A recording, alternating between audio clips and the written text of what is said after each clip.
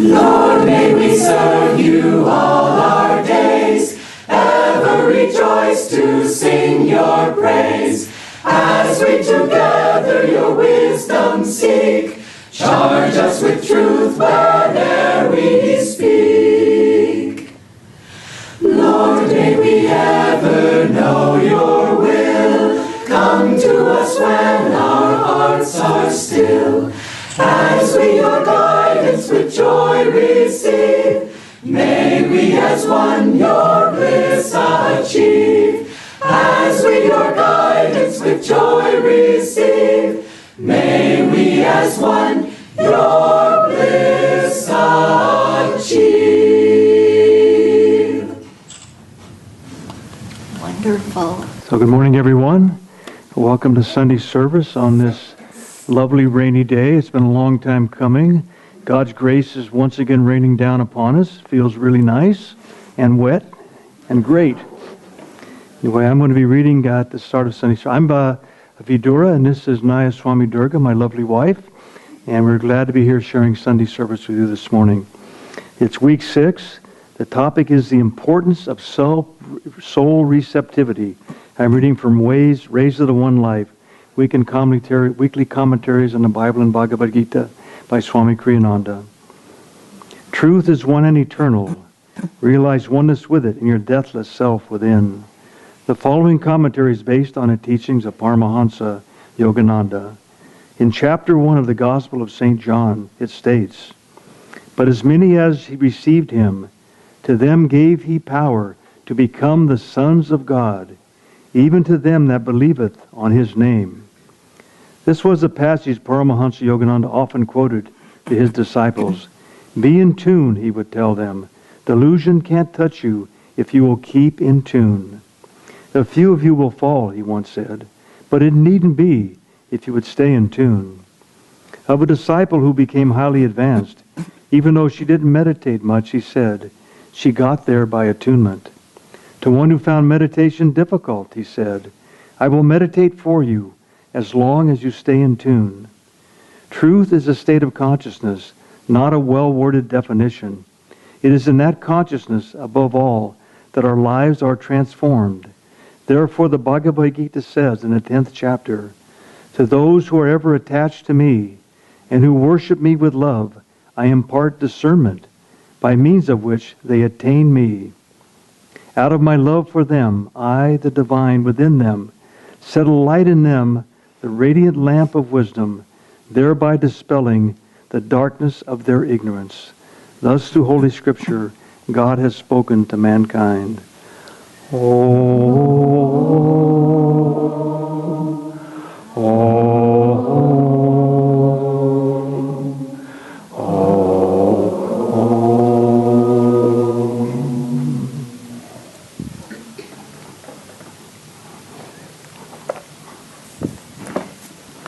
Good morning, everyone.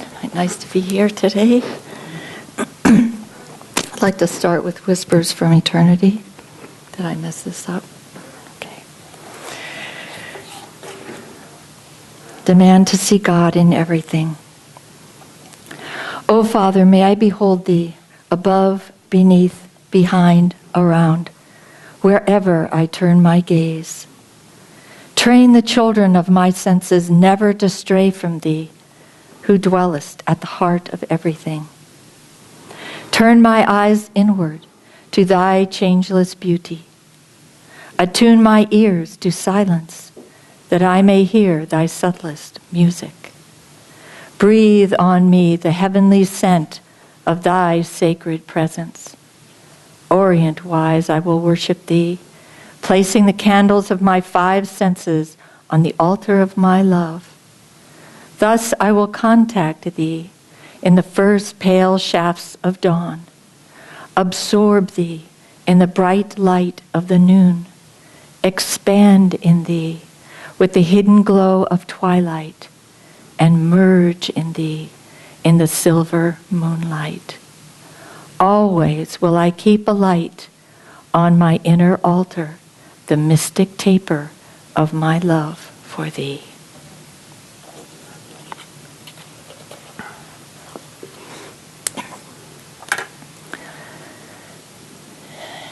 In one of the chapters in the autobiography of a yogi, it begins with, "You have come." Do you remember that chapter? Yogananda, Paramahansa Yogananda, is coming back to his guru's ashram after being away for 28 days. And Sri Yukteswar says, "You have come." And Master says, "I am here, Guruji, to follow you." And he says, "How can that be? You thwart my wishes." "No longer, Guruji. I am here to obey thy law." Sri Yukteswar says, "Very well then. Now I can take responsibility for your life."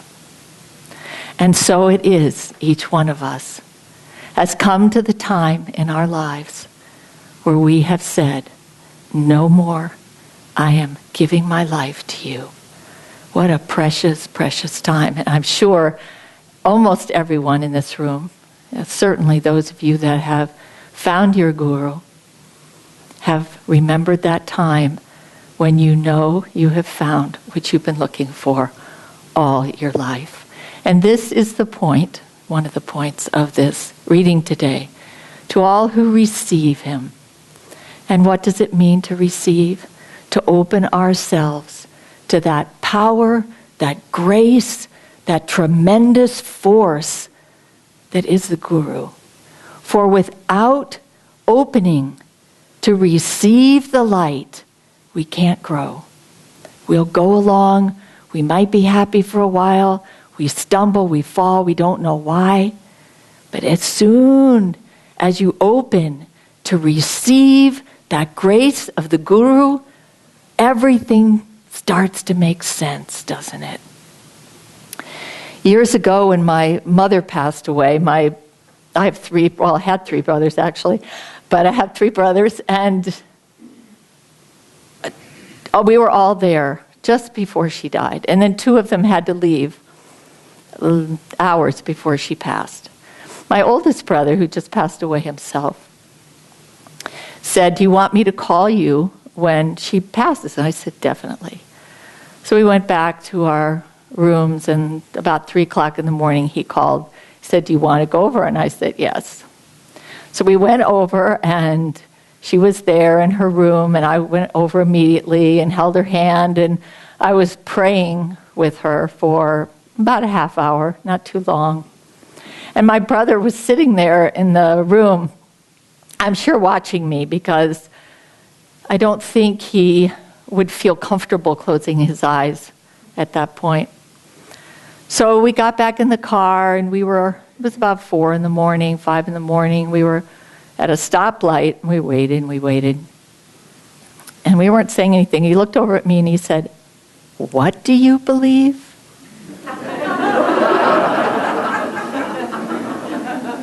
It was so beautiful because you knew he felt something. And what he felt was that discipleship, that giving over of my life into something greater, into what I had been lifetimes waiting for. Remember that story in The Path where Norman says to Yogananda, "I must not have very good karma." He says, "You have very, very, very good karma, even to want to know God." And we should think about that a lot. Because I think we tend to get down on ourselves. We tend to see what's not quite right with ourselves. We made a mistake, we judged somebody, we might have said something not very kind. We might not have meditated that morning. Whatever it was, we tend to make it bigger than it is. And we get down on ourselves. And I was thinking about that last night, and I was thinking, it takes very, very, very good karma, even to want to know God. Do you know how close? Master said we're this close to finding Him. Remember that. Each one of us is so special in that way. And I don't mean to puff ourselves up. I mean to remind ourselves that no matter what's going on, we are so close. And we have spent lifetimes getting to where we are now. We shouldn't get down. We should just say, whoops, made another mistake, and pick ourselves up and go forward. Receive. To all those who receive, gave he the power. What is that power? That power is the magnetism of the Guru when we tune into it. When we align ourselves with him, to be in tune, align ourselves with what he's asked of us. And every time we just don't get very far, do we? We decide, well, we don't need to energize. We don't need to meditate. We don't need to really serve with that right attitude today. But what did the Guru say? He said, do this and you will know me. Do this and you'll get close to me. So we're limiting ourselves every time we don't. Doesn't hurt anybody else, just us. And why? You know, when we were doing the purification this morning and we're saying, the Master says, open your heart to me and I will take charge of your life. And I was thinking, every time we don't do what he's asked us to do, it's like we go up to the Guru, we go up to our mothers or fathers or somebody, anyone, friend, and say, will you do this for me? And they say yes, and they pour all this energy, and you're out there reading a book. You don't even care. That's what it felt like to me. Every time I don't do one of those things, it's like I lose. So why aren't I doing it? And so those are things to remind us. We were watching a very beautiful movie the other day. I know some of you have seen it, called Fierce Grace. It's a story of it's actually the life of Ram Dass, but the last part of his life, and he had a stroke. He calls it, I was stroked, which is so sweet, because to me it means, excuse me, it means that he knows there's something else stroking him. I was stroked. And there are a couple things in that movie that moved me very much. I mean, the whole thing is just beautiful. But in the opening scene, before anything else happens, he says, and it's as after his stroke, and he's looking into the camera, and he says,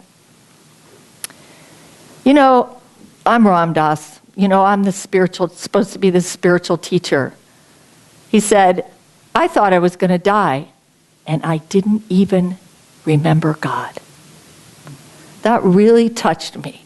It touched me for a number of reasons, because I thought, I've got to be really careful. Because Master says, you know, you're going to die. Swami says, you're going to die the way you live. It's not like we know all these teachings, but we don't live them.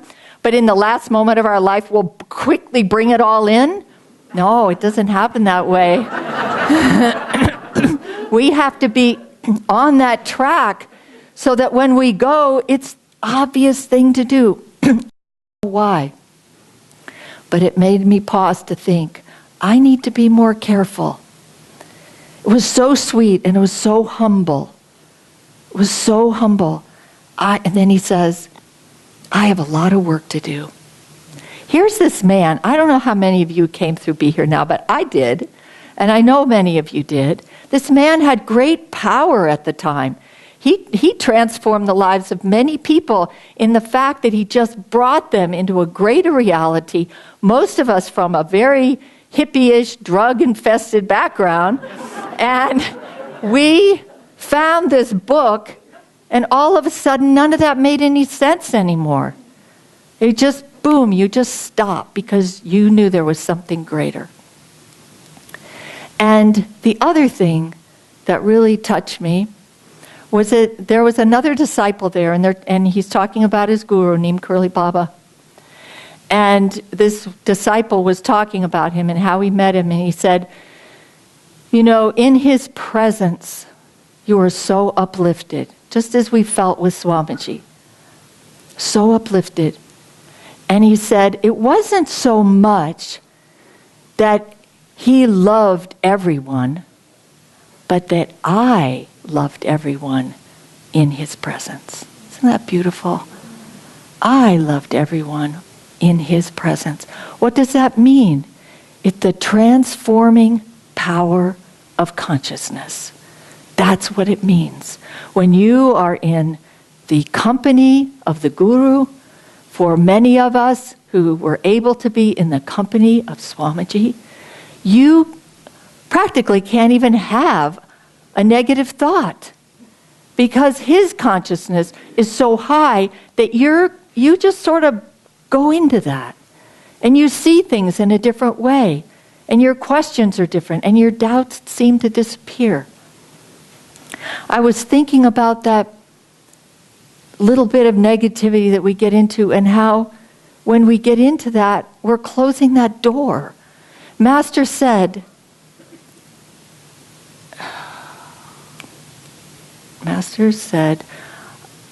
there is a particular doorway in the vast ocean of consciousness, and if you come in here, you will go deep.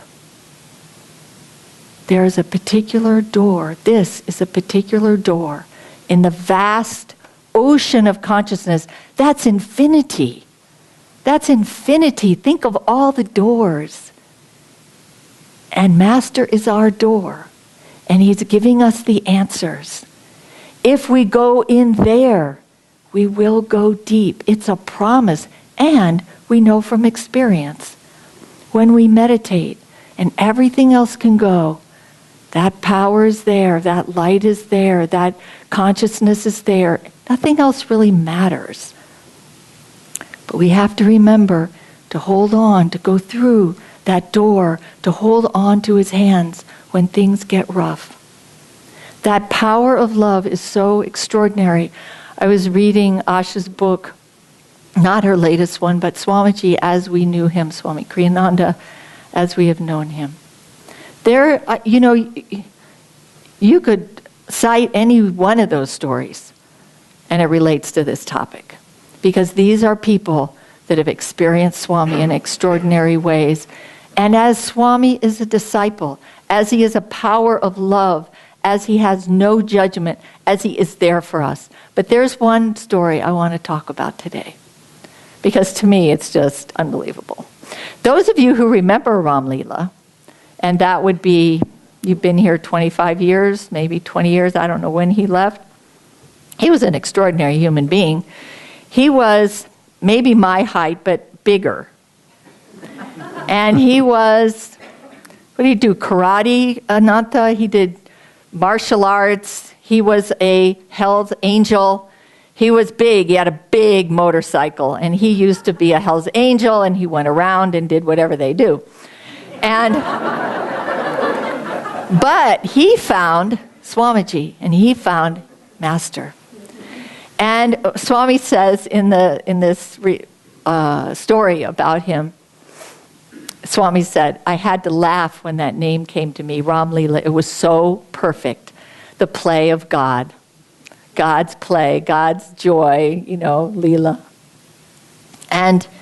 But this story, Swamiji, as Asha tells it, he had a big car back then, great big, I think it was a Chevrolet, but one of these big monster cars. It was called Air Force One, we called it. And it cost Swami $75.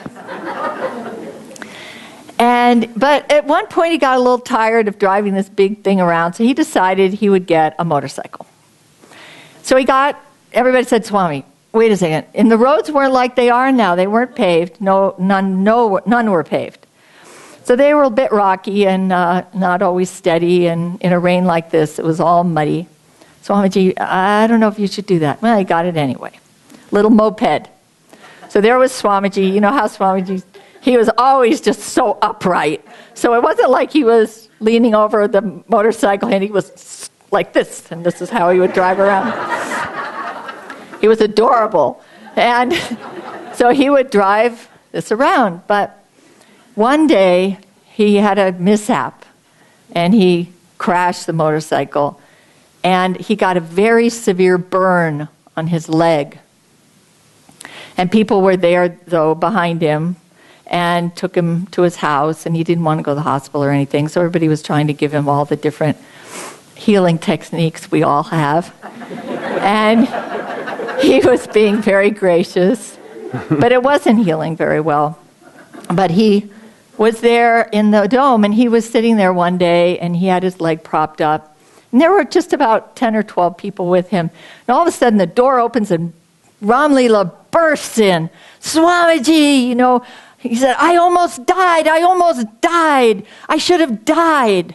And Swamiji said, what happened? And he said, I was out on the road in the motorcycle and this truck came, bam, hit me. And I, tumbled over, and he said, I should have died. There's no reason I should be here today. And he said, I broke no bones. I got no scars. Nothing happened. And I couldn't figure out why. And then he was there a moment, and then he saw Swamiji's leg. He said, Swami, what happened? He adored Swami. What happened? Swami said to Asha, you tell him. So Asha told him what happened, and he just got this shocked look on his face. And he said, when did that happen? And she told him, when? What time? What exact time did that happen? And she told him, and he said, that's why I'm alive today. He said that is the exact time that accident happened. And he knew in his soul that Swami had saved his life by having an accident himself. How many times do you read stories of gurus? And Swamiji never said he was the guru. Many of us felt that he may have been that for us, or was that for us. Well, we know our guru, Yogananda, definitely is there for us. But Swami had that power. He had that love. The power came through the love and the attunement that he had with Master. Over and over and over in that book are examples of how his life healed people. One woman said he just came and put his hand on her back while he was talking to all these other people, and lifetime of pain was gone when he left. He said nothing. I had this incident in Florida many years ago, and the doctors thought I had cancer and whatever. Maybe I did, maybe I didn't. But we called Swamiji, and about 3 days later they came in and said, there's nothing there anymore. And we called Swami, and he said, do you think that was a miracle? That's all. But his influence on our lives, and not just I don't mean to just tell stories about him. I mean to talk about this incredible openness of how he received his guru. Completely and utterly received him in his life. And remember that power that comes. And remember what Master said to Rajasi, you know where your power comes from, right, Rajasi? Yes, Master, it comes from you. We have to remember where it comes from and to open ourselves to that grace. And if we do that, we too, and I do believe, many of us in this room will be Jivan Muktas in this life, because if nothing else, the sincerity, the effort, the receptivity, the love that we have, and the grace of our Guru. God bless.